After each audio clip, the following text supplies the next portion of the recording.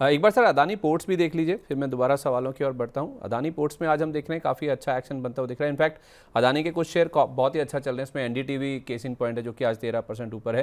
अब अदानी पोर्ट्स को लेकर एक खबर आई है सर आज, जिसका इम्पैक्ट हम पॉजिटिव साइड पर देख रहे हैं। इन्होंने कुछ कंटेनर वॉल्यूम्स के नंबर्स रिपोर्ट किए हैं जो कि अच्छे हैं, और एक माइलस्टोन अचीव किया है जिसका इम्पैक्ट हम देख रहे हैं पॉजिटिव साइड पर दिख रहा है। जंग खत्म होना वैसे भी इनके लिए अच्छी बात है। इनका इजराइल में भी एक्सपोजर है हाइफा पोर्ट के जरिए, तो उसका इम्पैक्ट दिख रहा है स्टॉक में।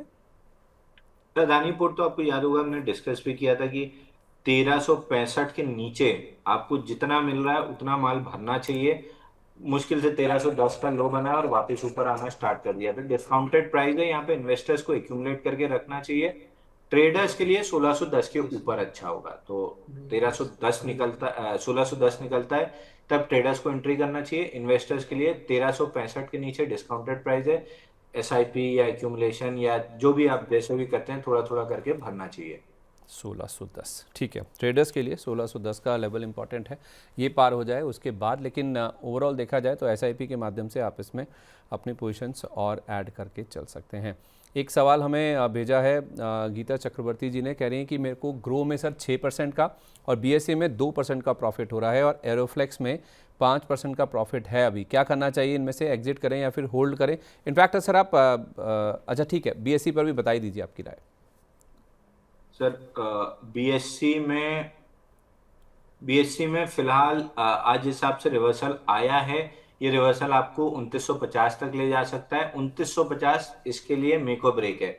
2950 रिजेक्ट हुआ तो ये वापस से 2600 आएगा। 2950 के ऊपर एक्सेप्टेंस मिला तो 3150 तक जाएगा। तो फिलहाल 2950 जा रहा है, वहां देखते हैं क्या करता है। एरोफ्लेक्स अभी आपको होल्ड करना चाहिए। स्टॉप लॉस लगा लीजिए 239 का और आराम से होल्ड कीजिए, कोई खास दिक्कत नहीं दिख रही है, पर 239 का स्टॉप लॉस जरूर ले लीजिएगा। ग्रो में 179.50 के फील्ड ब्रेकआउट से 3 टारगेट हमने डिस्कस किए थे। 157.70 जिसके नीचे कल क्लोज किया, रिक्लेम कर रहा है। अगर रिक्लेम होता है तो 164-65 तक जा सकता है, बट इवेंचुअली ये नीचे आएगा 142, और 142 अगर टूटता है तो आईपीओ लिस्टिंग लो जो है 112 वो भी टेस्ट होते हुए दिखेगा। तो मैं ग्रो पे बेरिश हूँ। ठीक है, 142 आता हुआ दिख रहा है ग्रो में। तो जिनके पास हैं सर वो एक बार ये निकल जाएं प्रॉफिट अगर हो रहा है तो। निकल जाना चाहिए सर, ग्रो से तो कम से कम निकल जाना चाहिए। ठीक है, ओके परफेक्ट है। इसके साथ साथ ना सर आप मुझे दीप इंडस्ट्रीज़ और वेंकीज़ पे भी राय दीजिए। जगदीश शर्मा जी कह रहे हैं कि मुझे दीप इंडस्ट्रीज़ में 16% का प्रॉफिट हो रहा है और वेंकीज़ इंडिया में मेरा 3% का लॉस है, तो इन दोनों शेयरों में अभी क्या करना चाहिए? दीप इंडस्ट्री और वेंकीज, सर वेंकीज तो मेरे को याद है कि 1 बजे वाले शो में ही हाँ वेटनेसडे माई हाँ वेंकीज ये 1 बजे वाले शो में ही हमने डिस्कस करना स्टार्ट किया था कि 3632 पे बाइंग क्लाइमेक्स 2018 में बना है। उसके बाद लो बना था 577, पुल बैक में 3632 रिजेक्ट हुआ है। नीचे में आपको ये 1236 देगा और 1236 नहीं प्रोटेक्ट हुआ तो 577 आएगा। 1236 आ गया है, यहाँ से पुल बैक 1-2 हफ्ते का मिल सकता है, बट स्ट्रेंथ नहीं है काउंटर में, तो इवेंचुअली 577 आने की प्रोबेबिलिटी बहुत हाई है। मैं ये नहीं बोल रहा आप तुरंत भेज दीजिए, पुल बैक में 1350 1355 आएगा, वहां पे सवाल पूछेगा। एक चीज है, दिसंबर क्वार्टर का रिजल्ट बहुत अच्छा आया है। अगर मार्च क्वार्टर रिजल्ट भी अच्छा आता है तो फिर 577 थोड़ा सा समय लेके आएगा। पहले एक बार डीपर पुल बैक 1800 1850 तक दे सकता है। तो फिलहाल के लिए है तो होल्ड कीजिए, इस समय निकलने का कोई मतलब नहीं है। ठीक दूसरा है, इनके पास है डीप इंडस्ट्री, थोड़ा सा और एक्सटेंड कर सकता है स्टॉक 500 रुपए के आसपास तक, वहां पे प्रॉफिट बुक कर दीजिएगा। ओके ठीक है। इस बीच गीता चक्रवर्ती जी, अभी जिनका मैंने सवाल लिया था थोड़ी देर पहले, वो हमारे साथ नया इकॉनमी प्लान लेकर जुड़ी हैं और वीआईपी मेंबरशिप लेकर। गौरव तिवारी जी ने भी अपना जो मेंबरशिप है उसको और एक्सटेंड किया है। कुछ सुपर चैट के जरिए भी सवाल आए हैं। एक शिव मेलुहा जी का सवाल है, कह रहे हैं कि एरोफ्लेक्स इंडस्ट्रीज़ जिसको अभी हमने डिस्कस भी किया, एंजल वन और एमआरपीएल में स्टॉप लॉस और टारगेट बता दीजिए। आई थिंक इनके पास पोजीशन है सर, इनके सवाल से ऐसा लग रहा है। एरोफ्लेक्स तो अभी हमने लेवल्स डिस्कस किए हैं। एमआरपीएल में स्टॉप लॉस आपका 173 का रहेगा। अगर ये कटता है, कल उसी को स्वीप करके आया है, तो अब अगर कटा तो सीधा सीधा 140 आ जाएगा, तो 173 का क्लोजिंग स्टॉप लॉस ले लीजिए। बाकी जिस आपका सेटअप है 207 रुपये मिलना चाहिए, और 260 टूटता है तो फिर और अच्छी तेजी डेवलप होगी। दूसरा इनका एंजल वन। यहाँ पे अगर आपके पास किसी भी तरह का लॉन्ग पोजीशन है तो आज का लो आप स्टॉप लॉस ले लीजिए, बल्कि थोड़ा सा बफर देके 237 का स्टॉप लॉस ले लीजिए। ऊपर में शायद आपको 252 ऑड लेवल्स मिल जाए। एरोफ्लेक्स में 239 का स्टॉप लॉस लेना चाहिए क्लोजिंग बेसिस। तो ग्रो में आप मना कर रहे थे, एंजल वन आपको पसंद है, तो ब्रोकरेज में नहीं, एंजल एंजल वन वन पसंद वर्सेस। नहीं है सर। एंजल वन में आज gap up kicker pattern, bullish kicker pattern की फॉर्मेशन है। गैप अप हुआ है और गैप के साथ 50 डे मूविंग एवरेज निकाला है। तो इस केस में फ्रेश बाइंग की तो सलाह नहीं है तो फिर आप स्टॉप लॉस ले लीजिए 237 का 50 डे मूविंग एवरेज। बाकी बहुत अच्छा नहीं है, खींच के 252 तक पुल बैक मिल सकता है जिस हिसाब से किकर पैटर्न फॉर्म हुआ है। फिर अगर नहीं है तो फ्रेश बाइंग की कोई सलाह नहीं है। ठीक है, ओके। ब्लू स्टार में क्या करें? ब्लू स्टार पर अरहान जी का सवाल आया सुपर चैट के जरिए, 1650 पर बाय हैं कह रहे हैं, 200 शेयर हैं, एग्जिट करें या फिर होल्ड करें अभी? सर तीनों चारों स्टॉक एक साथ कवर कर दे रहा हूँ। पूरी गर्मी की थीम क्लियर कट एग्जिट। पिछले 2 हफ्ते से बताते आ रहा हूँ, लास्ट वीक तो मैं नहीं था, उसके पहले हफ्ते से बताते आ रहा हूँ कि ब्रेकडाउन दिख रहा है। 2 साल गर्मी की थीम फेल हुई है, इस बार वापस से एंटिसिपेशन में बाइंग हुई है और ओवरहेड सप्लाई ने ऊपर से माल छोड़ा है, तो निकल जाना चाहिए था। तब शायद 1960 रुपए के आसपास था, आज 1500 खड़ा है। Same is with Crompton, same is with Voltas, same is with एक और चौथा स्टॉक भी है, नाम याद नहीं आ रहा मेरे को। बाकी ये तीनों चारों stock Crompton, blue star, Voltas, Havells, चारों क्लियर कट एग्जिट। यहाँ पे एग्जिट कर लीजिए, थोड़ा सा पुल बैक मिले तो एग्जिट कर लीजिए, बट एग्जिट कर लीजिए। ओवरहेड सप्लाई टेक ओवर कर रही है और यहाँ से डाउनसाइड 20% की मिलनी चाहिए। ठीक है, ब्लू स्टार, वोल्टास, क्रॉम्पटन और हेवल्स, इन चारों शेयरों में से निकल जाइए, वो आपके लिए ज़्यादा बेटर रहेगा। अच्छा, एक सर आईटीसी देखिए, राकेश शर्मा जी कह रहे हैं कि आईटीसी के 40 शेयर मेरे पास हैं 315 रुपये के रेट पर, कहना है buy more at this rate, I can hold for 1 year. तो सर आईटीसी जब आप कवर कर रहे हैं ना, तो साथ में गॉडफ्रे फिलिप्स भी एक बार देख लीजिएगा प्लीज़, मतलब दोनों में से कौन अच्छा है? पहले तो मेरा सवाल है, आपके पास 315 में है ही क्यों, जब 380 रुपए पे, 383 रुपए पे हमने कितना डिस्कस किया था कि 207 दिन, 208 कितना है, 204 दिन का फ्लैट बेस का ब्रेकडाउन आया है 383 पे, ये 280 रुपए आएगा। तब भी लोग बात कर रहे थे कि इतना मेगा कैप स्टॉक है, 4 लाख 4.5 लाख करोड़ का मार्केट कैप है, ऐसे कैसे टूट जाएगा। अब आ गया 383 से घटते घटते 292 आ गया, 280 का भी टारगेट कंप्लीट करेगा और शायद वहां पे नहीं रुकेगा, उसके नीचे जा सकता है। तो ITC any rallies clear cut exit, 280 and below के टारगेट आपको आराम से देखने के लिए मिल सकते हैं। गॉडफ्रे मतलब ये हर फिलिप, उछाल पर निकले बेसिकली। हाँ हाँ एकदम निकलना चाहिए सर। सारे जितने एफएमसीजी काउंटर हैं, 1.5 साल से मैं बताते आ रहा हूँ, लगभग 1.25 साल से मेरे को याद है मैं बताते आ रहा हूँ, रियलिटी और एफएमसीजी बेचना है, मेटल और पावर स्टॉक्स खरीदना है। आप देखिए, सॉरी, मेटल और ये आपका ओएमसी स्टॉक्स खरीदना है। ओएमसी स्टॉक्स में ऑल टाइम हाई लगा, मेटल स्टॉक्स में अच्छी रैली आई और ये स्टॉक पिट रहे हैं। गॉडफ्रे फिलिप का तो बाइंग क्लाइमेक्स हमने लाइव मनी 9 पे ही कैच किया था 3156 पे, जहां से 1648 का टारगेट दिया था, 1900 का लेवल बना के बाउंस बैक कर रहा है, बट इवेंचुअली 1648 आएगा और मेरे को नहीं लग रहा कि 1648 प्रोटेक्ट होगा। मंथली पे स्विंग लो 1648 टूटने के बाद 1355 भी आएगा। जिस किसी को भी शक है कि इतना नीचे कैसे आ सकता है, NHPC, RBNL, HAL, BDL, railway defence, उसके पहले एचईजी, ईज माई ट्रिप, थॉमस कुक, ये सारे स्टॉक्स देख लीजिए। गिरावट में कोई माई बाप, कोई धनी धोरी नहीं होता है। जब गिरावट आती है बाइंग क्लाइमेक्स के बाद 50% चांस होता है कि 80% करेक्ट होगा। तो अगर 3800 कुछ करीब का हाई है, 3800 का 80% में पकड़ूं तो 760 रुपए आता है। 760 आ जाए तो कोई मेरे को सरप्राइज नहीं होगा। ठीक है, ओके। एक बार सर गुजरात एल्कलीज देखिए, नितेश जी का सवाल है, कह रहे हैं कि मेरे पास 625 रुपये के रेट पर लिए हुए हैं, तो जाहिर सी बात है लॉस हो रहा है मुझे। कह रहे हैं कि 2 महीने में वेट कर सकता हूं, अगर आप बोलें उस हिसाब से सजेशन दीजिए। बिल्कुल आपको वेट करना चाहिए। 2 हफ्ते में इंस्टीट्यूशन कैंडल आई है, 4 दिन से शैलो पुल बैक है, 10 डे मूविंग एवरेज कैचअप होने के लिए। यहाँ से आप 540 का क्लोजिंग स्टॉप लॉस लगाइए, 700 रुपए के आसपास सवाल पूछिएगा, अगर वहां पे सेलिंग दिखी तो एग्जिट की सलाह रहेगी। ठीक है, ओके। सर एसडीबीएल देखिए, 72 रुपये पर नितेश सरंगी जी ने लिया हुआ है और जमुना ऑटो 124 रुपये की खरीद है। होल्ड करें, एग्जिट करें, या बोले तो आप ऐड भी कर सकता हूँ और? तो जमुना ऑटो, मतलब इन्हीं के सवाल पे मल्टीपल टाइम में बता चुका हूँ कि 136 के नीचे ट्रेलिंग स्टॉप लॉस कटा था, प्रॉफिट बुक करके निकल जाना चाहिए था। नीचे में 109 रुपए और उसके बाद 97 रुपीज, ये दो टारगेट देखने के लिए मिल सकते हैं। तो आ जाएंगे दोनों target. S T B L में कहीं से कोई बाइंग पैटर्न नहीं बना। इसमें ब्रेकआउट जब फेल हुआ 153, उसके बाद से अभी तक किसी तरह का कोई बाइंग पैटर्न नहीं बना। 64% स्टॉक करेक्ट हो गया है मिड कैप स्मॉल कैप के साथ, और ये तो माइक्रो कैप है। अगर आप इसी तरह मजाक करेंगे, आप बार बार कैपिटल लाते रहेंगे और वो खत्म होती रहेगी।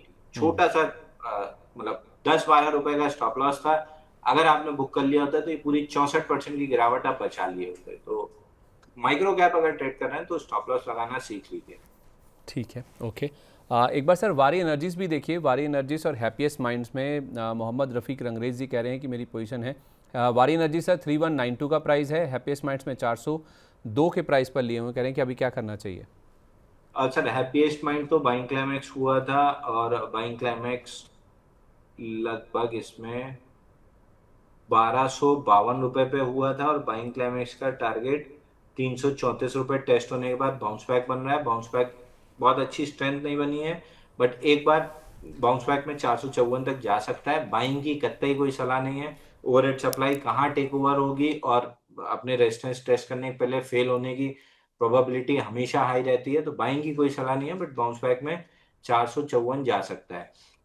वारी एनर्जी जरूर आप होल्ड कर सकते हैं। आज थोड़ी खराब कैंडल बनी है, ओपन हाई के साथ खुला है, बट अगर 3226 निकला तो 3488 तक जा सकता है। 3000 का हर कीमत पे ट्रेलिंग स्टॉप लॉस लगा लेना चाहिए। तो 402 पे सर अगर हैप्पीएस्ट माइंड्स हैं तो 454 आ जाए तो निकल जाए फिर ये। 434 पे देखते हैं क्या करता है, वहां पे एक बार सवाल पूछ लीजिएगा। ठीक है, ओके। लोहित चोपड़ा जी कह रहे हैं कि एशियन पेंट्स ले सकते हैं क्या अभी। क्रूड गिर रहा है तो थोड़ा सा पॉजिटिव सेंटीमेंट तो आएगा, बट लास्ट टाइम जितनी जल्दी एशियन पेंट्स 3000 तक गया था 2300 से, उतनी जल्दी शायद इस बार ना जाए, क्योंकि अभी भी 10-20-50 एग्रेसिवली नीचे है। समय लेगा, बट आ जाएगा, 2900 रुपए तक आ जाएगा। तो अगर आपके पास 2-3 क्वार्टर का समय है तो ही लीजिएगा। ट्रेडर मानसिकता के आदमी है तो बिल्कुल दूर रहिए। ठीक है, ओके। संदीप सिंह जी कह रहे हैं कि एक महीने के लिए सिल्वर पे क्या व्यू है। तो सिल्वर पे, सोने पे सर हम ऑलरेडी हिंदुस्तान जिंक पर सब कुछ डिस्कस कर चुके हैं। आई होप अगर आप हमारे साथ हैं तो आपको आपके सवाल का जवाब मिल गया होगा, नहीं तो आप पीछे वीडियो में जाकर देख लीजिए, आपको जवाब मिल जाएगा। गीता चक्रवर्ती जी कह रही हैं कि मुझे सिल्चर टेक और एथर एनर्जी पे व्यू दीजिए, रिव्यू करना है। आई थिंक इनके पास है ये शेयर। एथर एनर्जी, सर सिल्चर की स्पेलिंग बताइए। इन्होंने सर SHIL लिखा है, मैं एग्जैक्ट बता देता हूँ आपको। हाँ, सिल्चर टेक मिल गया। सिल्चर टेक में फ्लैगिश काइंड ऑफ पैटर्न बन रहा है। 4100 निकलता है तो बढ़िया ब्रेकआउट बनेगा 4700 तक के लिए। फ्रेश बाइंग 4100 के ऊपर करना है, अगर है तो होल्ड कीजिए, नहीं है तो 4100 के ऊपर लीजिएगा, है तो 3600 का स्टॉप लॉस ले लीजिए क्लोजिंग बेसिस पे। दूसरा ether energy, standard disclaimer, media platforms पे बाय दिया हुआ है। 108 दिन हो गए हैं रेंज बनाते हुए।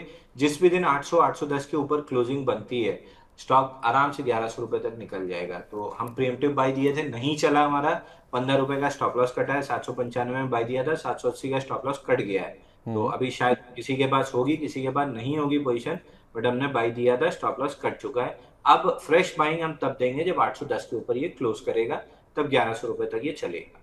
ठीक है, ओके।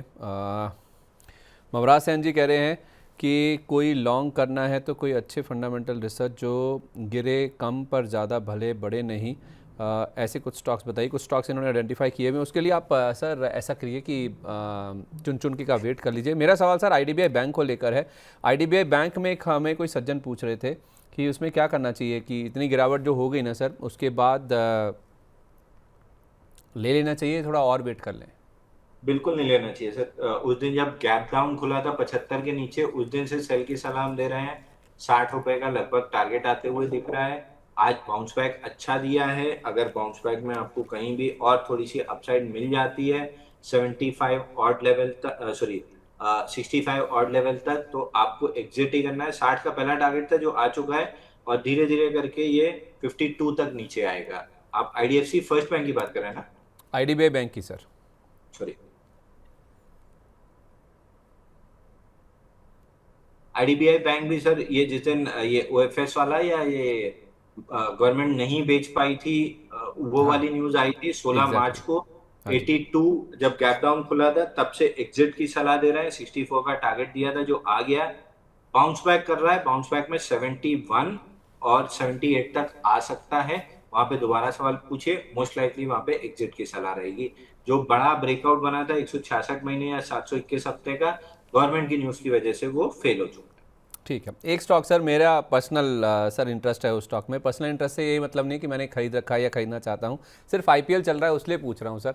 आरपीएसजी वेंचर्स सर, इसको देखिए 550 वाला या 560 वाला, ये 917 हो गया। एक महीने में ही देखें तो 40% का रिटर्न है सर। ये तब से चल रहा है जब से वो आरसीबी वाली डील हुई है ना, उसके बाद से ही। अब भी आप देखेंगे सर तो 3000 करोड़ रुपए के आसपास का मार्केट कैप है, और वो डील हुई थी 16,000 करोड़ रुपए से ज़्यादा के वैल्यूएशन पर। तो थोड़ा गाइड कीजिए सर कि और कितना चल सकता है, ये कहाँ तक जा सकता है। ये आरपीजी ग्रुप वाला है ना, जिनकी हाँ लखनऊ सर, सुपर जायंट है। इनका आई थिंक वो लखनऊ सुपर जायंट्स, वो आरपी संजीव गोयनका वाली टीम है ना सर, ये हाँ, इन्हीं के पास है। वो एलएसजी वाले जो राइट्स हैं इन्हीं के पास है। अरे तो अब जाके कोहली को फटकारेंगे क्या ये मैदान पे? सर लग तो रहा है, देखिए स्टॉक 1000 तक आ सकता है। वीकली चार्ट पे 1000 बड़ा रेजिस्टेंस है, 1000 तक आ सकता है। पिछले 4 दिन में अच्छे वॉल्यूम से चला है। फ्रेश बाइंग की सलाह नहीं है, लेकिन 1000 तक आ सकता है ये। ठीक है, फ्रेश बाइंग की सलाह नहीं है, लेकिन हम 1000 तक ये स्टॉक हाँ जा सकता मतलब है। मैं मान के चल रहा हूँ कि कोहली का आखिरी सीजन होगा आरसीबी में।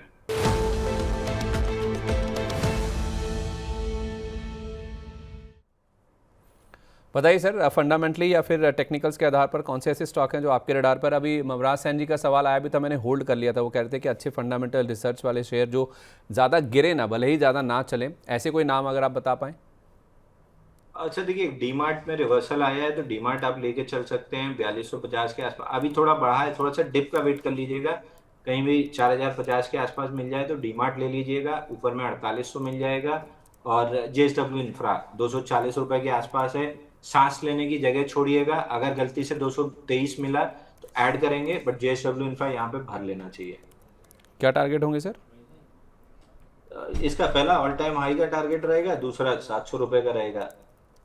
ठीक है, ऑल टाइम हाई और 700 रुपये तक के टारगेट। कोई डिस्क्लेमर सर जाने से पहले? बहुत शुक्रिया अपना समय देने के लिए। सर जितने भी स्टॉक हमने डिस्कस किए हैं, कोई भी मेरे पर्सनल पोर्टफोलियो में नहीं है। बाकी जो सलाह आपको दी है वही लगभग सभी को दी है, सभी को, लगभग नहीं सभी को वही सलाह दी है। कोई कॉन्फ्लिक्ट ऑफ इंटरेस्ट नहीं है। सर डीमार्ट का मुझे स्टॉप लॉस बता दीजिए, सॉरी बस। सर डीमार्ट 4050 के आसपास लेना है। 3850 का स्टॉप लॉस रहेगा, 4800 का टारगेट रहेगा। समय लगेगा स्टॉक को टारगेट आने में। ये इन्वेस्टमेंट बेट है दोनों, ट्रेडिंग बेट नहीं। ठीक है, बहुत शुक्रिया आपका सर, अपना कीमती समय आज हमारे साथ शेयर करने के लिए। विले मैम, बहुत स्वागत है आपका। बहुत शुक्रिया अपना समय देने के लिए। Thank you so much, Sandeep ji, and good afternoon to all viewers. तो मैम It's a पहले ज़रा privilege. हम चुन चुन के की बात करें तो अपने स्टॉक्स जो आप हमारे लिए लेकर आई हैं अपने पिटारे से, ज़रा वो बता दीजिए। इंडिगो तो अच्छा चल ही रहा है, जो आपने कई बार रिकमेंड किया है। All right, याद है? ठीक है, कुछ कुछ तो याद रह ही जाता है, सब कुछ नहीं तो। ठीक है। आज के डेट में Dixon is also good. Once again, वैसे डिक्सन 9000 से 10,400 पे इससे पहले भी बता चुके हैं, बट स्टिल गुड। तो हो सकता है कि कुछ लोगों ने पहले मिस कर दिया हो। This is the time you should think of it. And 10,200-300 की रेंज में मिलेगा अभी लगभग। एंड मोस्ट लाइकली यहाँ पर हम लोग वही टारगेट्स है, 12,000, 14,500, देन 18,000, फिर इन्वेस्टमेंट के थ्रू है वो। बट ये मूवमेंट अभी भी इसमें देखा जा सकता है। एंड एक्यूमुलेशन जोन समझ के काम करिएगा। 10,300 राउंड फिगर अभी चल रहा है। 9,000 तक भी ये बाय ही है। तो बाय चांस अगर आपको, और ये रेंज बड़ी है, लाइक अगर आप समझे तो 10-12% की रेंज बन के आ रही है। तो ये प्लानिंग रखिएगा कि अगर थोड़ा बहुत नीचे आता है और 9,000 के आसपास तक, वर्स्ट केस में, तो वहां पर थोड़ा बहुत आप एडिशन कर सके। तो ये स्टॉक एक ऐसा रहेगा जिसमें आज की डेट में भी हम लोग इन्वेस्टमेंट प्लान कर सकते हैं। तो मतलब और अभी लें और 9000 तक लें। हाँ जी, थोड़ा बहुत, या तो पूरा भी ले लेंगे तो कोई प्रॉब्लम नहीं है, लेकिन उतना लीजिए कि अगर आपको 9,000 तक खरीदने की जरूरत पड़ गई तो वेटेज बहुत ज्यादा नहीं होना चाहिए, ठीक एक है। उस तरह से प्लानिंग कर ले। और और टारगेट एक स्टॉप स्टॉक लॉस, है, टारगेट स्टॉप लॉस हाँ जी, बताएंगे प्लीज। 12,000 फ्रॉम ईयर, मतलब 12,000, जी 14,500 और 18,000, ये 3 टारगेट्स है। अब इसमें मतलब आप ऐसे समझे कि 2 महीने का व्यू भी आ गया है। सेकंड टारगेट कंसिडर करेंगे तो 6, और साल 1.5 साल के नजरिए पर जाएं तो आपको 18,000 का टारगेट भी दिख जाएगा। स्टॉप लॉस जो है यहाँ पर 8,700 का मेंटेन करना है। 8,700 ठीक है। और आपके और स्टॉक्स जो आपके जहन में हैं? जी, तो एक स्टॉक और अच्छा लग रहा है, सुबह मित्तल जी के साथ जब दोपहर वाले शो में थे, इसका जिक्र मैंने उस समय किया है, डोम्स। डोम्स अगर आप देखेंगे, मेरे ख्याल से मैं आपसे इसके बारे पर एक बार पहले भी बात कर चुकी हूँ 2100-2200 के भाव पर। आज फिर से इसमें एक लॉन्ग व्यू है, और ये इन्वेस्टमेंट का आइडिया है, मतलब बिल्कुल इसको ट्रेड की नजर से ना देखिए। ऐसे देखिए कि आप फ्यूचरिस्टिक बिजनेस में, या फिर फ्यूचरिस्टिक भी नहीं, ऐसा बिजनेस है जो हमेशा से चलता आ रहा है, लेकिन इस कंपनी की स्पेशलिटी ये होगी कि इन्होंने अपने प्रोडक्ट में बहुत वेरिएशंस एंड इम्प्रूवमेंट किए हैं, और इसी वजह से नटराज जैसी कंपनीज को पीछे छोड़ते हुए अपनी ब्रांड, अपनी पोजीशनिंग इन्होंने बेहतर बना ली है। तो कंसिडरिंग दैट, आने वाले 1 से 3 साल के लिए अगर आप कुछ अच्छा स्टॉक देख रहे हैं जो आप रख सके, उसमें डोम्स आता है। तो अभी चल रहा है 2,300, सुबह थोड़ा कम ही था, 2,340 वगैरह था जो सुबह दोबारा बात की थी, तो अभी 2,371 पर है लगभग। एंड फ्रॉम हियर 2,650, 3,000 एंड फिर सीधा 4,000 के टारगेट्स को हमको यहाँ पर मिल जाएंगे। और स्टॉप लॉस जो हम यहाँ पर मेंटेन कर रहे हैं अभी, वो स्ट्रेट अभी जो अभी के लिए जो है वो सिर्फ 2,000 रुपए का है। टारगेट्स बड़े हैं, इतना लगेगा ये जी। 2000 सुन के मैं सोचा आप कह रहे सिर्फ 2000 का है। 370 रुपये नीचे का स्टॉप लॉस है। खैर टारगेट बड़े हैं, मतलब स्टॉक यहाँ से Target बड़े। ऑलमोस्ट डबल हो सकता है। उस हिसाब से आपको थोड़ा, क्योंकि व्यू लंबा है 1 से 3 साल का, इस चीज़ को आप थोड़ा समझने की कोशिश कीजिए, इसलिए थोड़ा स्टॉप लॉस आपको डीप नजर आएगा। 372 रुपये नीचे 2000 रुपये का आपका स्टॉप लॉस है। पहला टारगेट 2650, फिर 3000, उसके बाद 4000 तक के लेवल्स भी स्टॉक में देखने को मिल सकते हैं। एक स्टॉक मैम, मैं नहीं कह रहा हूँ कि आप उसमें आप रिकमेंडेशन दीजिए, लेकिन पहले आपसे बातचीत हुई है इसमें, और वो है क्वालिटी वॉल्स इंडिया का। अब क्वालिटी वॉल्स में जब ये लिस्ट हुआ था उस समय आपने कहा था कि 22 रुपये के आसपास वैल्यू होगी इसमें, तो 22 रुपये अभी तो नहीं है, उसी के आसपास ही है, क्योंकि आज अच्छा बाउंस बैक आ गया, उन्हीं लेवल्स के आसपास ही चलना शुरू हुआ है ये। तो क्वालिटी वॉल्स में मैम इन लेवल्स पर नई खरीदारी अगर किसी को करनी है, क्योंकि आप कह रही थी कि नीचे आएगा तो कंसिडर कीजिए इसको, तो 2380 के आसपास अच्छा लेवल है। लेकिन इसका डेटा नहीं आया संदीप जी।